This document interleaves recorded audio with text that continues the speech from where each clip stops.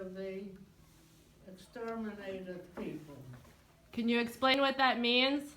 Exterminated means there was a gas chamber and they put Jews, Gentiles alike.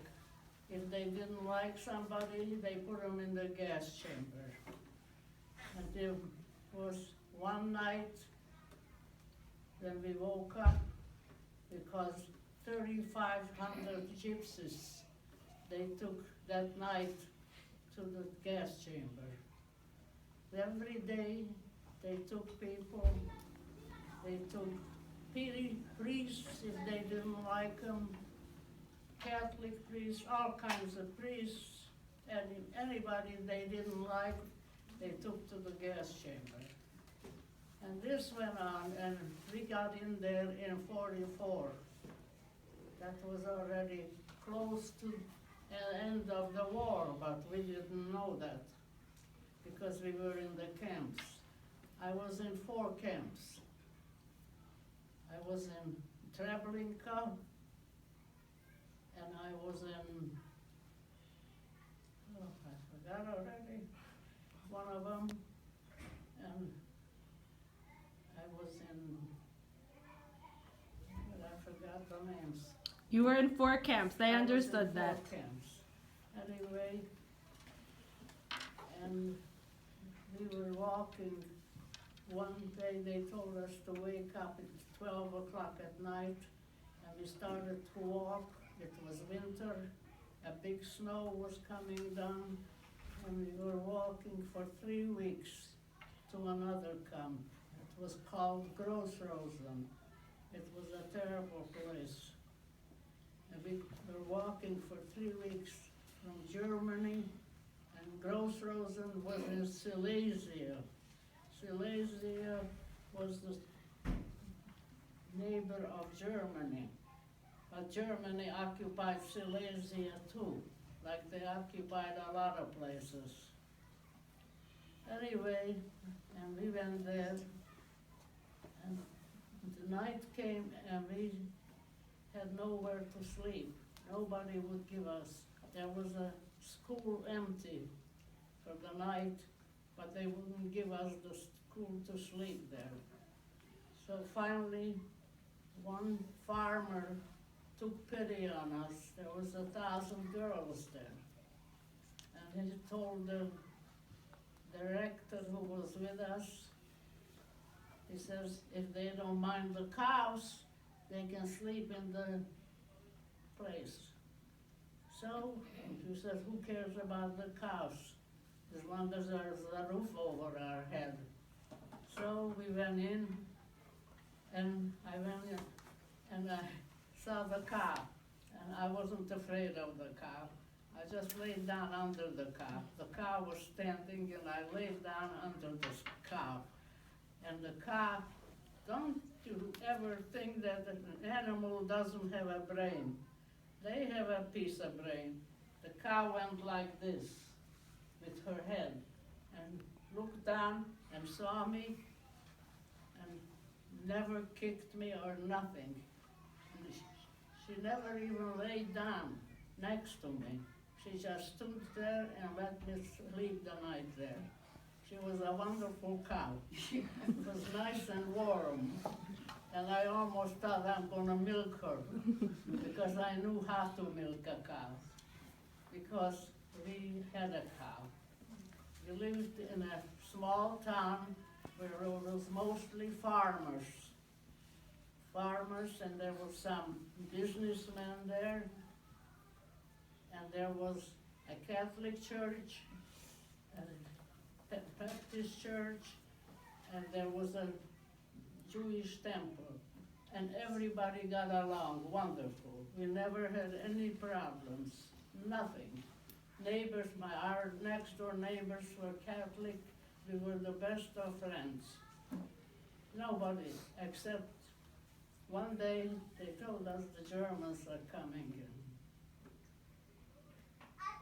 And we were close to a big city, which today is Ushhorod, it's called today. And it's under the Oh boy, what's the name of it? I forgot, a different country. I forgot. the name. Hungary? Hmm? Hungary? What? Is it Hungary today? Hungary. No. No? Not Hungary. Hungary I couldn't forget. Anyway, the Germans came in, and I was watching them walking from a big city, Pushhorod. It's under the, oh, I don't know what they're called now. I keep forgetting things. And I saw them walk in, and then I heard somebody knock on the front door.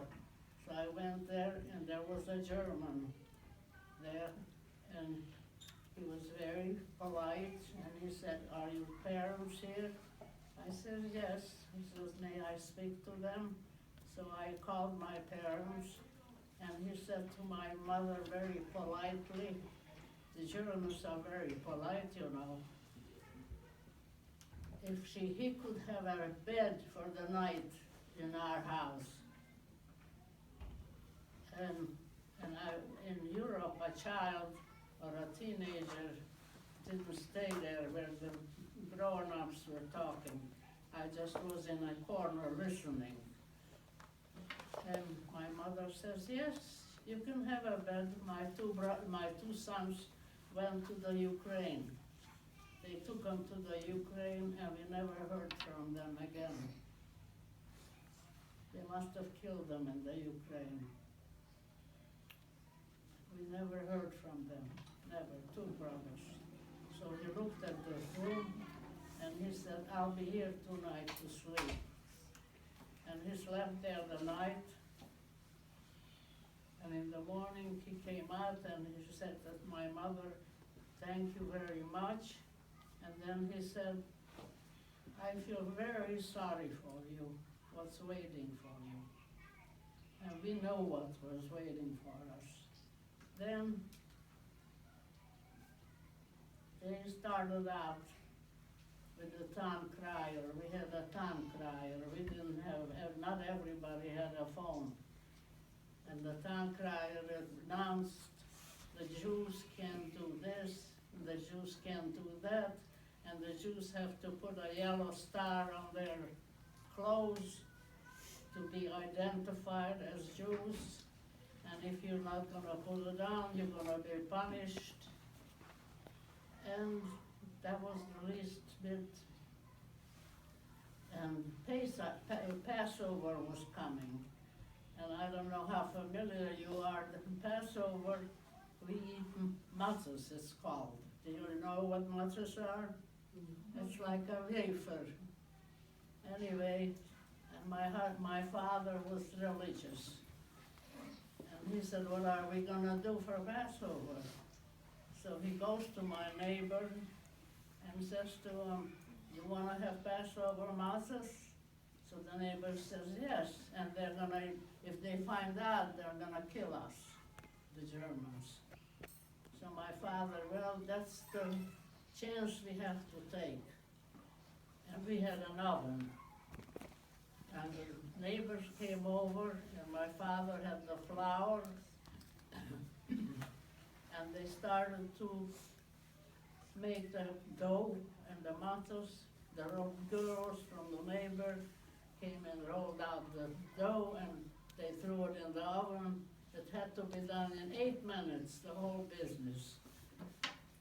And they put me to the gate to watch if the Germans are coming. A big deal, me.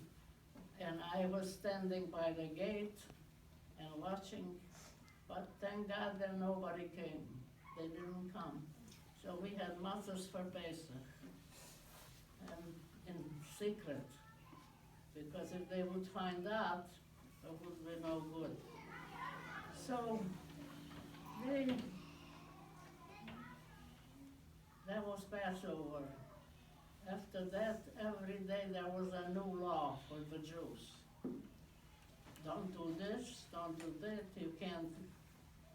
There was a curfew, always at 7 o'clock, you couldn't go out after 7 7 o'clock. And this went on for about 4 or 5 weeks. After that, the town crier came and told us to get ready because we're gonna be taken to a ghetto. Can you explain to them what a ghetto is, Grammy? What? Can you explain to them what that was? A ghetto? Yeah. A ghetto was, you'll find out when I tell you the story. A ghetto was where they put the Jews, that they cannot mix with other people, just Jews. And they took us on the train to Ungvar, Uzhhorod, that was the next big city. And they dumped us off in used to be a brick manufacturing place. No walls, nothing, covered, nothing, just a plain floor, and that was it. And this is where they dropped us off. And we were there, we met all the relatives there, from all over the Hungary. My mother's sisters and everybody was in that ghetto, all the Jews. And we stayed there. We had hardly anything to eat. They didn't give us to eat, excuse me. And very nothing. And we stayed there for a few weeks. And then again they came and said that we have to get ready.